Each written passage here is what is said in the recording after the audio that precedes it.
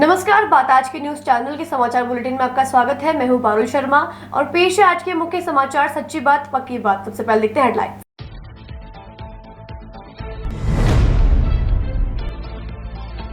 आना सागर के किनारों को गुंजायमान किया नेवल एनसीसी के कैडेट्स ने। आना सागर की लहरों पर होगा प्रशिक्षण।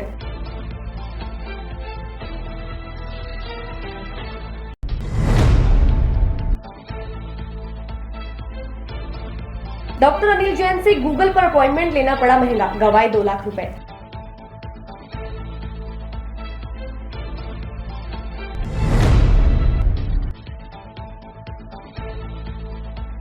रेलवे अधिकारी के घर चोरों का धावा, लाखों के जेवरात पर किया हादसा।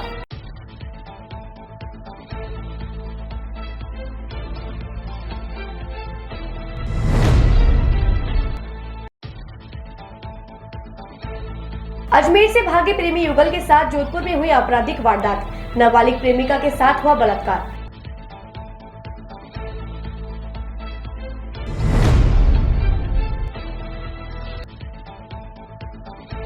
दस पिस्टल के साथ 3 बदमाश गिरफ्तार, रामगंज पुलिस की सफल कार्यवाही।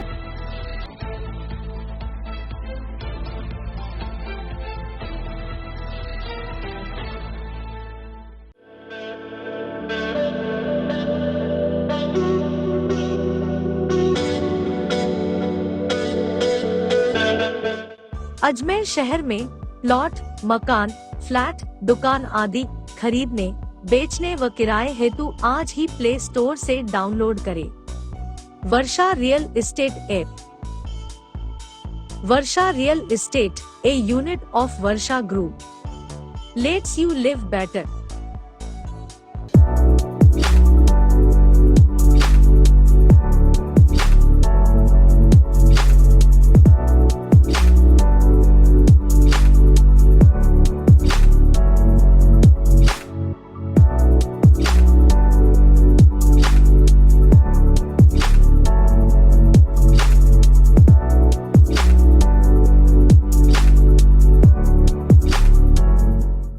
RS hospital, the name of trust, doctor Jaiprakash Kewalani के सानिध्य में सुपर स्पेशलिटी चिकित्सा सुविधाएं, ऑर्थोपेडिक सर्जरी, न्यूरो एवं spine, urology, general surgery, asthma, दमा, श्वास, टीबी, नाक कान गला और साथ ही मुख्यमंत्री स्वास्थ्य बीमा योजना के अंतर्गत निःशुल्क इलाज हेतु अनुबंधित हॉस्पिटल, 24 घंटे आपातकालीन सेवाएं, digital x ray, pathology lab, pharmacy. RS hospital, Pragati Nagar, Kotra, Baba Ramdev मंदिर के पास, अजमेर। ए सर्किट मामू नहीं बनने का, रेडीनेट फाइबर लगाने का। इंटरनेट बोले तो रेडीनेट फाइबर नेट। डिटेल्स के लिए 7412001234 पे कॉल लगाने का। सही है भाई। इंटरनेट बोले तो रेडीनेट फाइबर। और अब शुरू करते हैं समाचारों का बेहतरीन सफर। टूर आज नेवल एनसीसी के तत्वाधान में आज सेलिंग एक्सपीडिशन कैंप का प्रारंभ हुआ। हेडक्वार्टर ग्रुप मुख्यालय उदयपुर के दिशा निर्देशों के तहत selling expedition camp tour Raj naval NCC unit के तत्वाधान में दिनांक 15 से 24 जुलाई 2023 तक आयोजित होगा।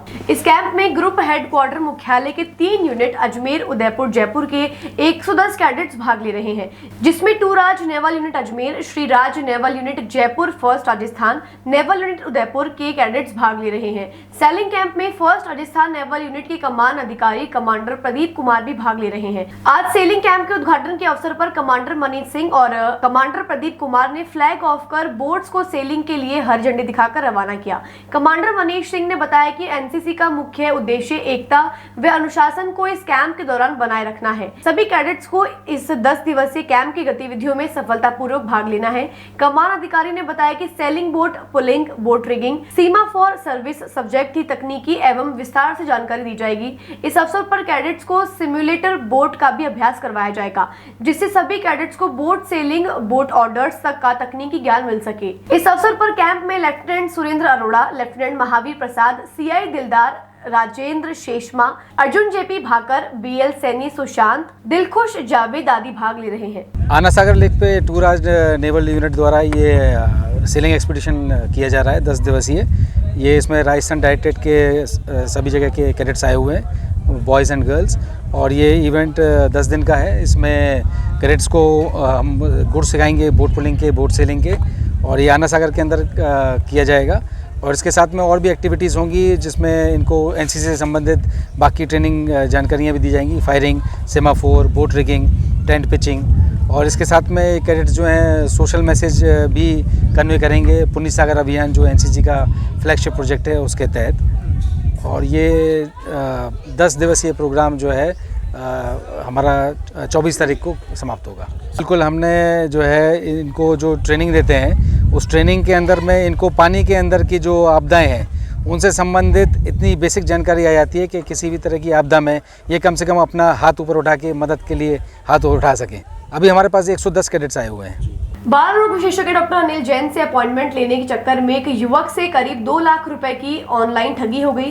3 बार गूगल सर्च करते हुए अनजान लिंक पर क्लिक करने का खामियाजा भुगता युवक ने। सुरेश चंद्र प्रेमी ने जानकारी देते हुए बताया कि उन्होंने 2 जुलाई को बाल रोग विशेषज्ञ डॉक्टर अनिल जैन के बारे में गूगल पर सर्च किया था, जिस पर लगातार 2 बार बात हुई। तीसरी बार में एक युवक के द्वारा बताए गए नंबर से एक लिंक भेजा गया। उस लिंक पर सुरेश चंद्र प्रेमी ने क्लिक कर दिया और उसके बाद मुख्य ब्रांच से 99,999 रुपए और मदार SBI ब्रांच से 94,999 रुपए शातिर ठग ने ठग लिए।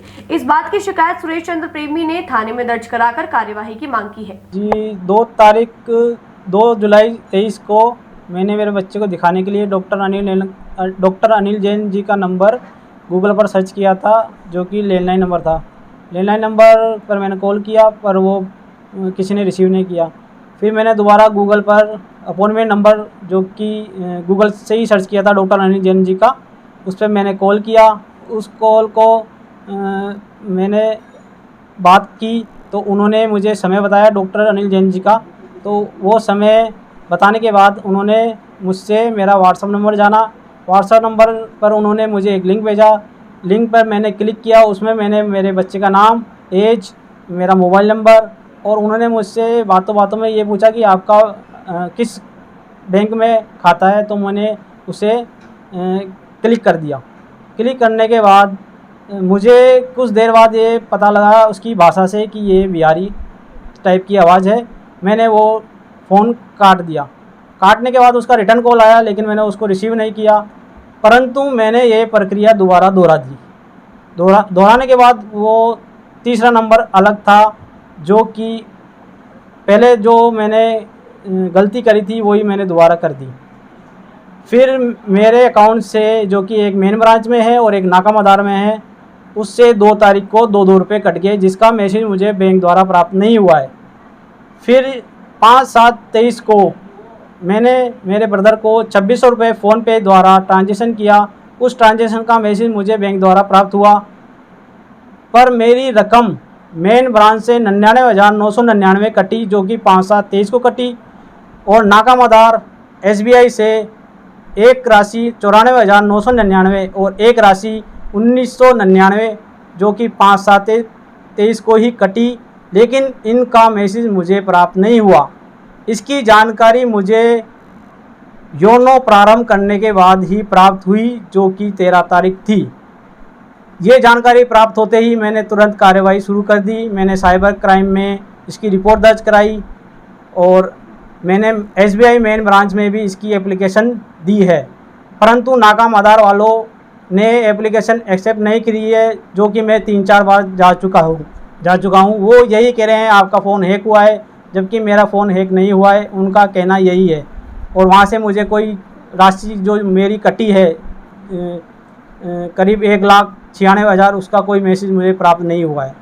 अब मैं यही चाहता हूँ कि ये राशि मुझे वापस प्राप्त हो जाए।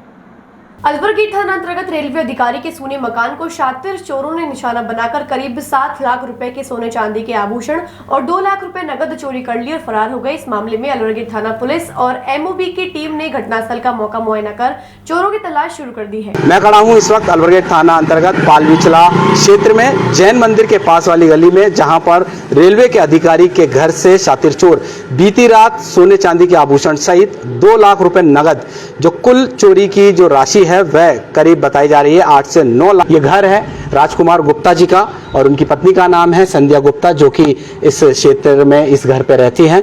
यहाँ से शातिर चोर घुसे हैं। क्या आंटी चैनल गेट भी तोड़ा ताला यहाँ पर? चैनल गेट का ताला तोड़ा है उन्होंने। मेन गेट पे मेरा ताला लगा हुआ था, मेन गेट पे ताला लगा हुआ रह गया था। इधर से वो तोड़ के इसको गेट को ताला तोड़ा है, ताले को ये पटक के अंदर घुसे हैं। चलिए देख सकते हैं दर्शकों, ये चैनल गेट पर ताला लगा हुआ था, यहाँ से अंदर चोर तोड़कर अंदर घुसे हैं और आगे अंदर भी दिखाते हैं किस तरीके से घर का जो सारा सामान है अस्त व्यस्त पड़ा है। और यहाँ से भी शातिर चोरों ने जो ताला लगा हुआ था इस गेट पर भी, इधर भी गेट पर ताला लगा था, फिर अंदर भी ताला लगा हुआ था। कुल मिला के शातिर चोरों ने जितने भी घर में ताले लगे हुए थे वो तोड़े हैं। और ये सारा सामान इन्होंने बिखेरा है मेरा जी, ये सारा। और ये अलमारियां खोली हैं उन्होंने मेरे।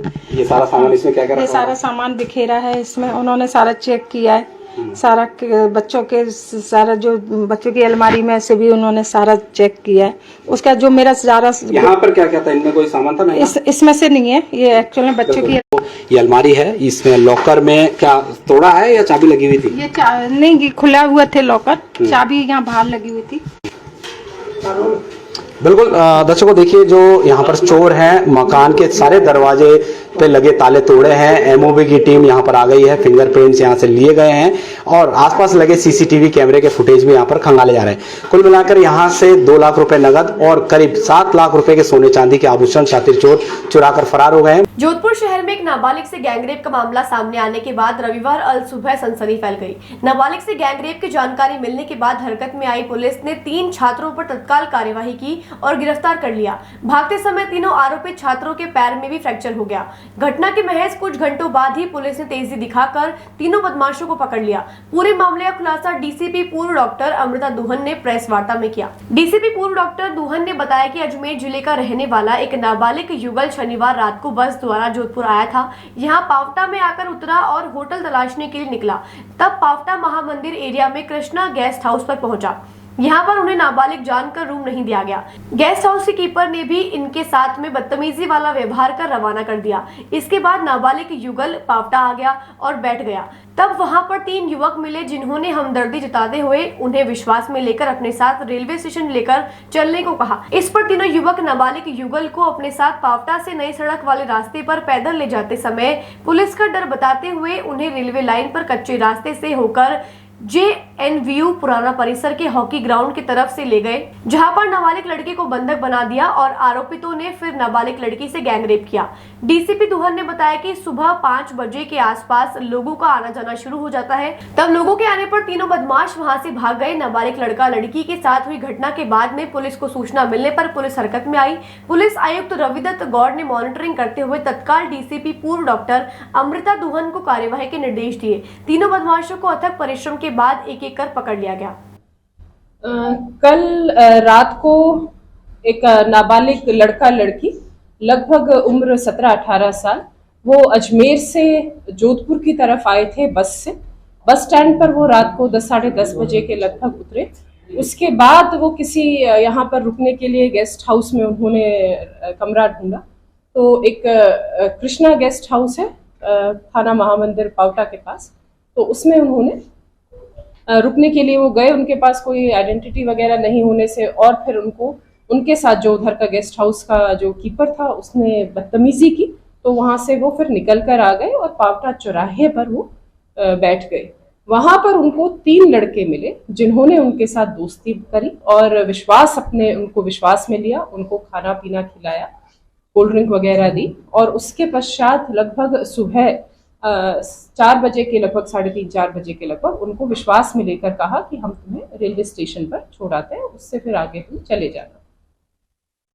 उसमें वो जब पैदल जा रहे थे तो उन्होंने कहा कि यहाँ सामने पुलिस मिल सकती है, तो जो रेलवे लाइन है अपनी जो पावटा से हम नई सड़क की तरफ जाते हैं तो उसमें रेलवे लाइन के साथ साथ चले और फिर अंदर कच्चे रास्ते से वो ओल्ड कैंपस जो JNVU का ओल्ड कैंपस है उसके हॉकी ग्राउंड में ले गए। वहां पर उन्होंने लड़के को बंधक बना के और लड़की के साथ जो गैंगरेप है वो घटना कारित की।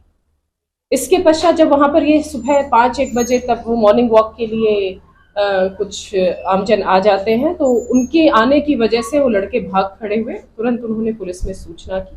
CP सर, मैं, पूरी team, FSL, MOB, dog squad तुरंत सुबह ही घटनास्थल पर पहुंचे और टीम्स गठित करके क्योंकि आरोपी अज्ञात थे तो इसीलिए उनकी पहचान करके और उनको डिटेन करना हमारी सबसे सर्वोच्च प्राथमिकता थी, और साथ के साथ FIR दर्ज करके और लड़की को फर्स्ट एड प्रोवाइड करना, वो हमने दोनों चीज़ों का ध्यान रखते हुए सभी टीम्स गठित की।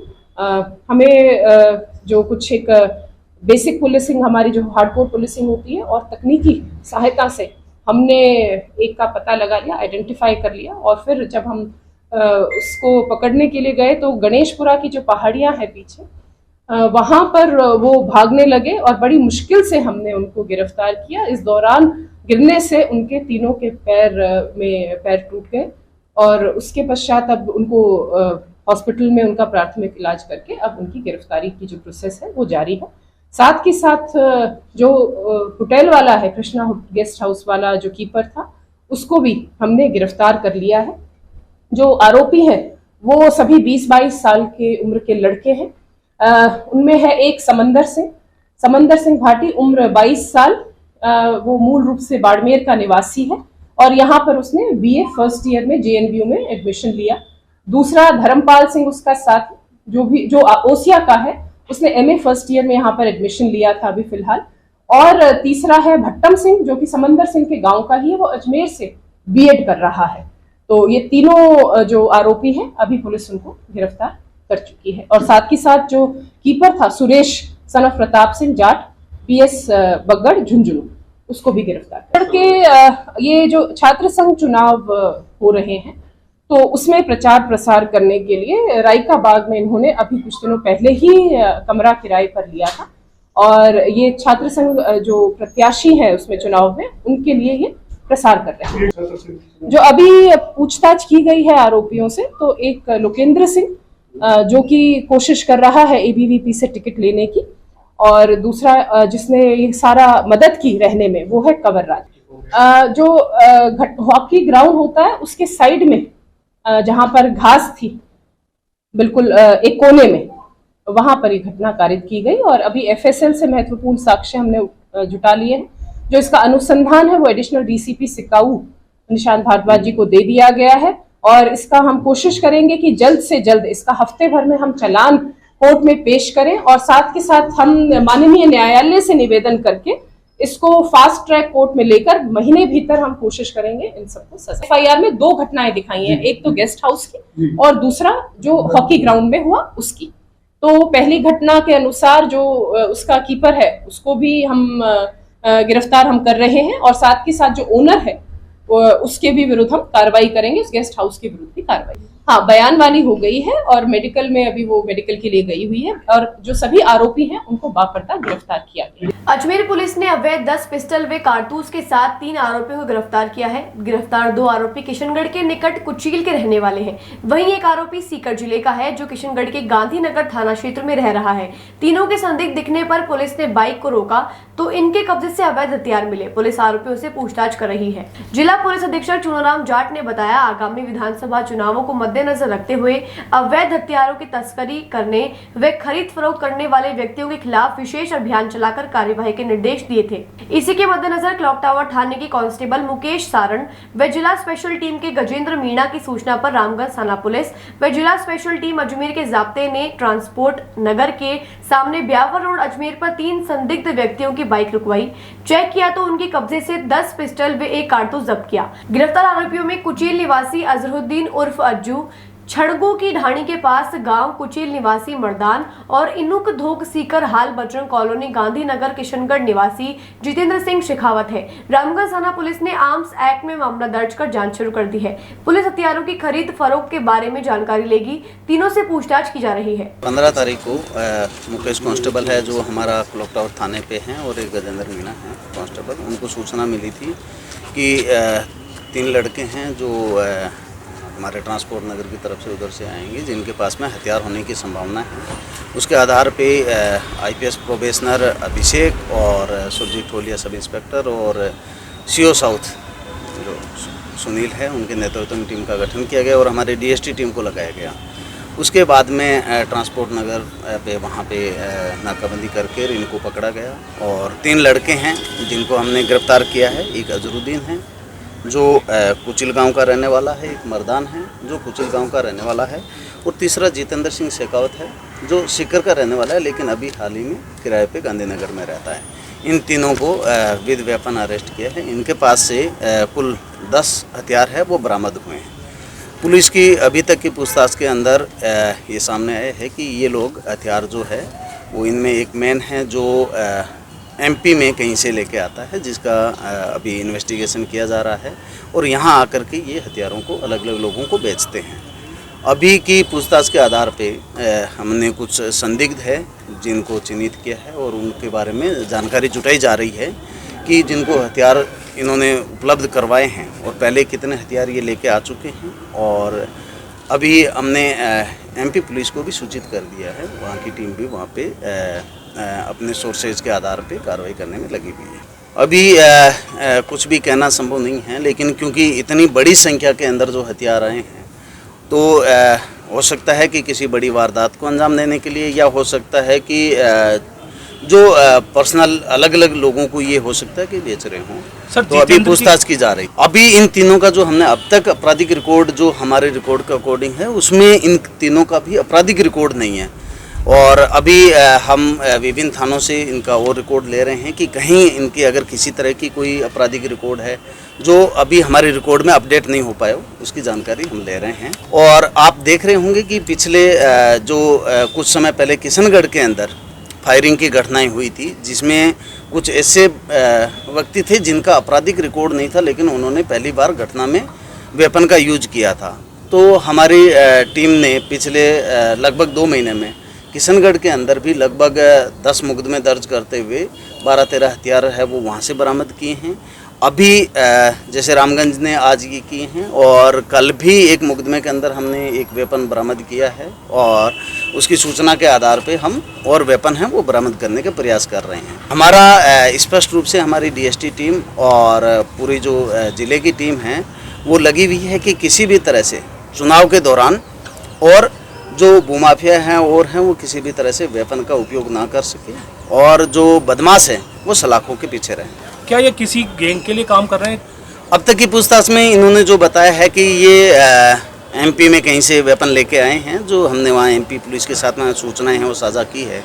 वहाँ एक बार टीम जाने के बाद में और तफ्तीश के बाद में पता लगेगा, और अभी इनसे हम पीसी लेकर के पूछताछ करेंगे कि ये किसी गैंग के सक्रिय सदस्य हैं या किसी गैंग को फॉलो करते हैं, उसके बारे में भी इन्वेस्टिगेशन किया जाएगा। अभी इन्वेस्टिगेशन किया जा रहा है, क्योंकि अभी हम कोई भी सूचना है वो आपके साथ में साझा नहीं कर सकते, जिससे बदमाश है वो अलर्ट हो जाएंगे।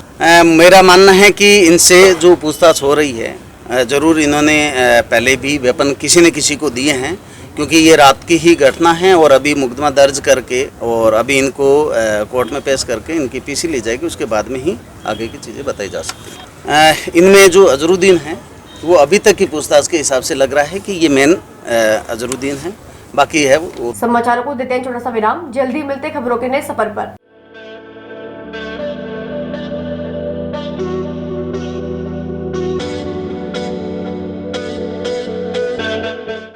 अजमेर शहर में प्लॉट, मकान, फ्लैट, दुकान आदि खरीदने, बेचने व किराए हेतु आज ही प्ले स्टोर से डाउनलोड करें Varsha real estate app.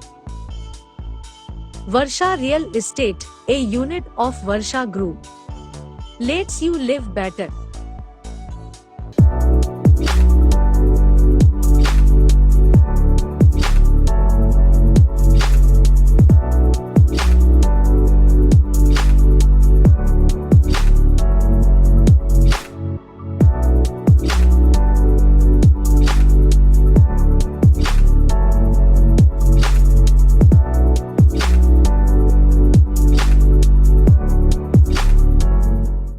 RS hospital, the name of trust, doctor Jaiprakash Kewalani के सानिध्य में सुपर स्पेशलिटी चिकित्सा सुविधाएं, ऑर्थोपेडिक सर्जरी, न्यूरो एवं spine, urology, general surgery, asthma, दमा, श्वास, टीबी, नाक कान गला, और साथ ही मुख्यमंत्री स्वास्थ्य बीमा योजना के अंतर्गत निःशुल्क इलाज हेतु अनुबंधित हॉस्पिटल, 24 घंटे आपातकालीन सेवाएं, digital x ray, pathology lab, pharmacy.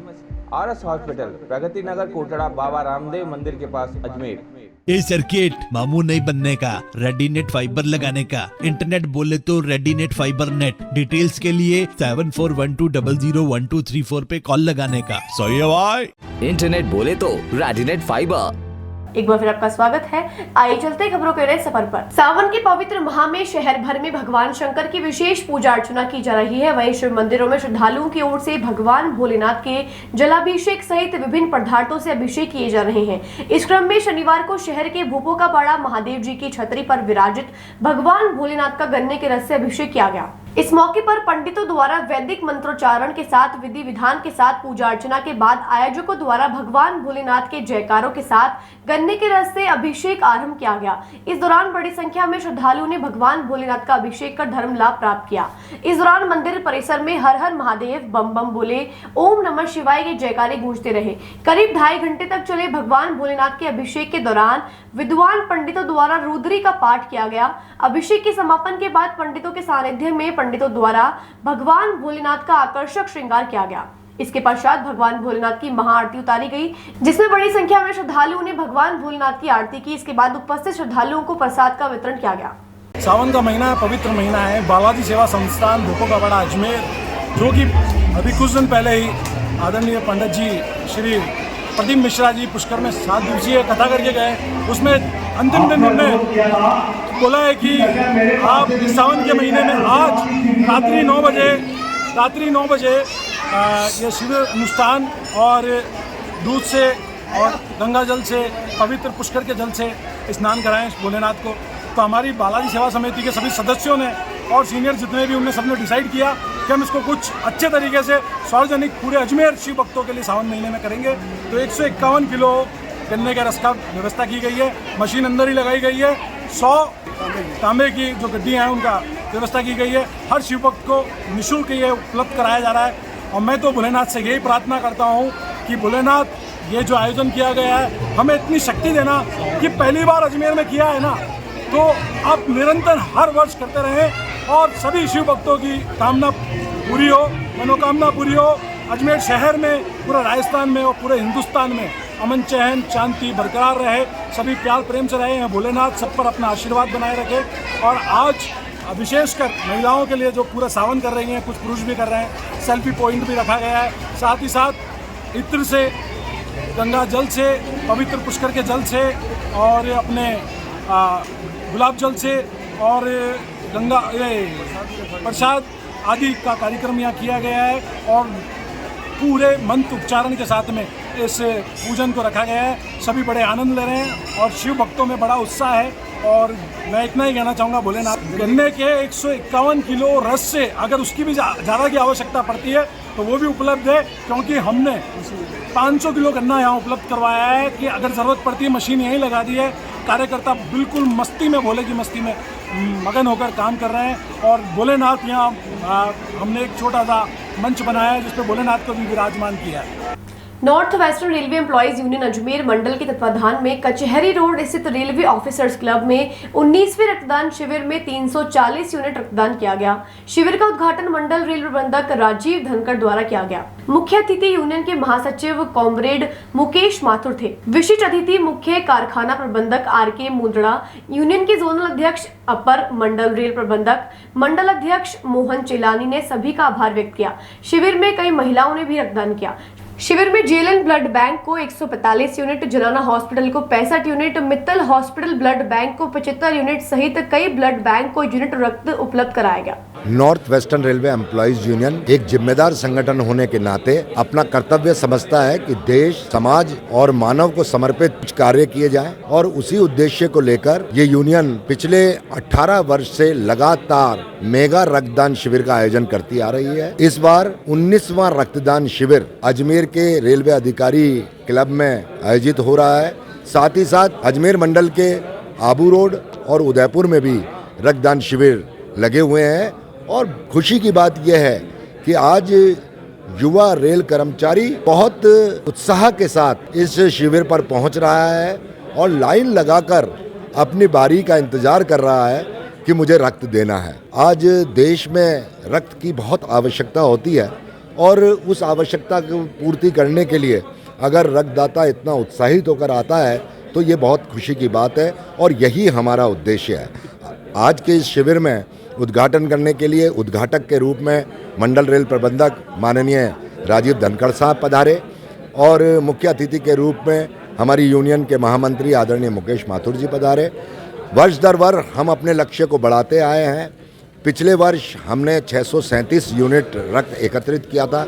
इस वर्ष हमारा लक्ष्य इसको बढ़ाकर 650-700 तक ले जाने का है। North western railway employees union के द्वारा लॉयंस क्लब आस्था के सहयोग से ये 19वां रक्तदान शिविर आयोजित किया जा रहा है। 18 वर्ष पूर्व जिस आहुति को north western railway employees union ने शुरुआत की थी, प्रति वर्ष ये कार्यक्रम लगातार जारी है। और इतना ही नहीं, कोविड के पीरियड में भी जब सब कुछ असामान्य था, सब कुछ व्यवस्थाएं बंद थी, उसके बावजूद भी रेल कर्मचारियों ने, उनके परिवारजन ने लॉयंस क्लब के सहयोग से ही north western railway employees union के तत्वाधान में रक्तदान शिविर का आयोजन किया था। आज के रक्तदान शिविर का उद्घाटन माननीय मंडल रेल प्रबंधक श्री राजीव धनखड़ साहब ने किया है। मुख्य अतिथि हमारे यूनियन के महामंत्री मुकेश माथुर जी उपस्थित हैं। और प्रतिवर्ष की भांति इस वर्ष भी हमने अजमेर, उदयपुर, आबू रोड में जो कैंप आयोजित किया है, इसमें 700 रक्त यूनिट इकट्ठा करने का हमारा प्लान है। और निश्चित तौर पर जिस तरह से सभी रेल कर्मचारियों का, उनके परिवारजनों का रुझान है, इस लक्ष्य को अवश्य प्राप्त करेंगे। और पिछले 18 वर्षों में जो कंटिन्यू हम रक्तदान कर रहे हैं, अजमेर मंडल में करीब 7000 से ज़्यादा रक्त यूनिट हम विभिन्न ब्लड बैंक्स को डोनेट कर चुके हैं। और उत्तर पश्चिम रेलवे की यदि बात करें तो विभिन्न मंडलों में कारखानों के यूनिट जो हमारे प्रतिवर्ष रक्त दान शिविर का आयोजन करते हैं, उसमें 2000 से ज़्यादा यूनिट प्रतिवर्ष डोनेट होने का काम होता है। पूर्व शिक्षा राज्य मंत्री एवं अजमेर उत्तर से विधायक वासुदेव देवनानी ने रविवार सुबह लोहा खान भोला जनरल स्टोर से गोकुल देवी तक सड़क नाली निर्माण कार्य का शुभारंभ किया। विधायक वासुदेव देवनानी ने कहा कि निर्माण कार्य विधायक कोष से स्वीकृत 10 लाख रुपए के बजट से करवाया जा रहा है। यहाँ कई वर्षों से घरों के सामने नाली नहीं होने से लोग परेशान थे। शिक्षा राज्य मंत्री ने कहा कि लोगों की समस्याओं का त्वरित समाधान किया जाएगा। इस मौके पर वार्ड के क्षेत्रवासी और भाजपा के पदाधिकारी भी मौजूद रहे। लोहा खान में वार्ड 64 के भोला जनरल स्टोर से लेकर के और गोकुल देवी के घर तक सड़क निर्माण का काम और साथ में पुलिया के निर्माण का काम आज श्री गणेश किया है। इस पे लगभग 10 लाख रुपए की लागत होगी। यह काफी दिनों से सड़क टूटी हुई थी। पार्षद और काफी जन इसके लिए आग्रह कर रहे थे। उनके आग्रह को ध्यान में रखते हुए ये सड़क बनने जा रही है। मुझे लगता है कि इससे इस गली के निवासियों को राहत मिलेगी। और वैसे भी अजमेर में इन दोनों सड़कों के निर्माण का काम चल रहा है। वैसे बरसात समाप्त होते होते काफी जगह इससे राहत मिल जाएगी। मैं अपेक्षा करता हूँ कि जो विकास के काम है ये लगातार निरंतर जारी रहेंगे और लोगों के लिए जितना कुछ किया जा सकता है हम सब लोग मिल करके। समाचारों को देते हैं छोटा सा विराम। जल्दी मिलते खबरों के नए सफर पर।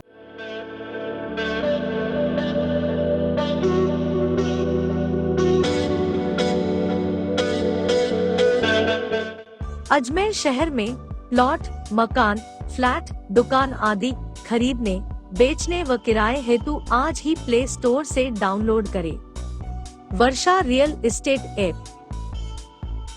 वर्षा real estate, a unit of Varsha Group, lets you live better.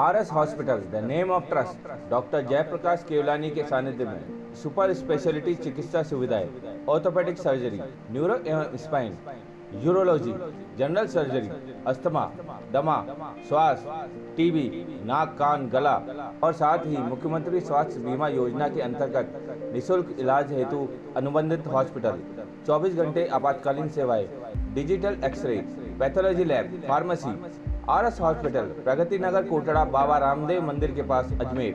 A circuit मामू नहीं बनने का, रेडीनेट फाइबर लगाने का, इंटरनेट बोले तो रेडीनेट फाइबर नेट। डिटेल्स के लिए 7412001234 पे कॉल लगाने का। सही है भाई। इंटरनेट बोले तो रेडिनेट फाइबर। एक बार फिर आपका स्वागत है। आइए चलते खबरों के नए सफर पर। शतावधानी शासन ज्योति परम पूज्य साध्वी मनोहर श्री जी महाराज ने रविवार को श्री जैन श्वेतांबर खरतगच्छाचार्य श्री जिंदत सूरी दादाबाड़ी में आयोजित दादा गुरुदेव की बड़ी पूजा में धर्मावलंबियों को संबोधित किया।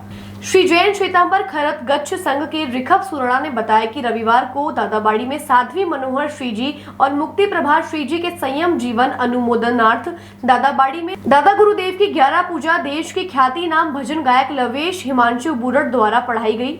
उन्होंने कहा कि दौलत से सिर्फ सुविधाएं मिलती हैं, सुख नहीं मिलता। आपस में प्यार और अपनों के साथ सुविधाओं से यदि सुख मिलता है तो धनवान व्यक्तियों को कभी दुख नहीं भोगना पड़ता। व्यक्ति को अपने ईश्वर पर, अपने आप पर और अपने लोगों पर विश्वास रखना चाहिए। दुख हमें इंसान बनाता है और विश्वास ही है जो हमें आगे बढ़ने की प्रेरणा देता है। परेशानी जिंदगी का हिस्सा होती है। यदि जीवन में परेशानी नहीं आएगी तो इंसान निखरेगा कैसे? परेशानी ही इंसान को जिंदगी जीने का मतलब समझाती है। जैन धर्म में चातुर्मास का बहुत अत्यधिक महत्व होता है। उसी के अंतर्गत चातुर्मास के अंतर्गत यहाँ पर प्रत्येक रविवार को विशेष कार्यक्रमों का आयोजन हो रहा है। इसी कड़ी के अंदर आज जो हमने विशेष कार्यक्रम आयोजन किया है उसके अंदर हमारे यहाँ शतावधानी गुरुवर्य श्री मनोहर श्री जी महाराज साहब का आज जन्मोत्सव है। उसी के उपलक्ष्य में आज ये भव्य कार्यक्रम आयोजित किया गया है। इसमें गायक कलाकार श्री लवेश जी हिमांशु जी बुरड़ इंदौर से पधारे हैं और आज की इस पूजा और समस्त कार्यक्रम का लाभ जो है भीमराज जी बोरा और सुशीला जी बोरा ने लिया है। ये सारा कार्यक्रम खरतगच्छाचार्य श्री जिंदत सूरी जी की समाधि स्थल अजमेर के अंदर हो रहा है और इसी तरह पूरे चातुर्मास में हर रविवार को सारे कार्यक्रम आयोजित किए जाते हैं। इसका आयोजन खरतगच्छ संघ के तत्वाधान में करते हैं। साधु जीवन में पंच महाव्रत तक की महिमा अपार है। अहिंसा, सत्य, ब्रह्मचर्य, ये 5 महाव्रत है, उसकी महिमा होती है और उसका जो पालन करे उसका वो संयम होता है। तो बचपन से ही जो इसका पालन करते हैं, सत्य, अहिंसा, अचौर्य, परिग्रह और ब्रह्मचर्य, ये उसका पालन करने वाला संयमी जीवन होता है। वो जीवन जीता है उसका नाम संयम है, वही साधु जीवन है और इसकी महिमा गाई जाती है। हमारे दादा गुरु इस संयम को पालन करने वाले थे, उन महाव्रतों को पालन किया, इसलिए उनकी महिमा और उनका अनुकरण हम कर रहे हैं। तो हम भी जीवन में संयम जीवन में। आपका नाम?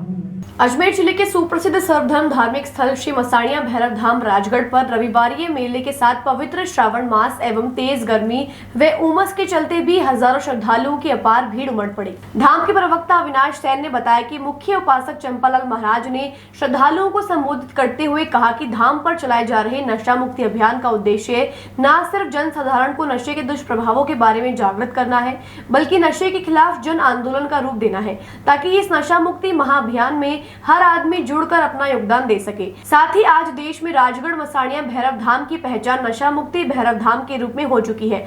श्रद्धालुओं में यह धारणा बन रही है कि धाम पर आने के पश्चात बाबा भैरव व मां कालिका के आशीर्वाद से स्वतः ही नशा त्यागने की भावना जागृत हो जाती है, जिससे श्रद्धालु नशा मुक्ति महाअभियान का हिस्सा बन जाते हैं।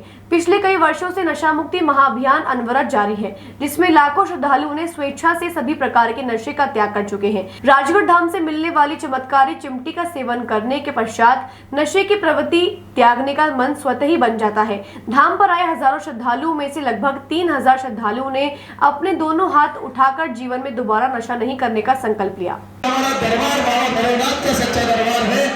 राजगढ़ धाम ऐसा दरबार है जहाँ हजारों संख्या में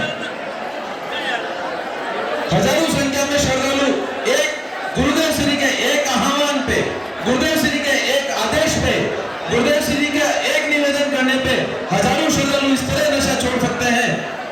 आप देखिए, जो महिलाएं शराब पीती हैं और वो खुल के गुरुदेव के सामने आके खड़ी होकर बोलती हैं कि गुरुदेव श्री आपके आदेश से आज के बाद हम शराब को हाथ नहीं लगाएंगे।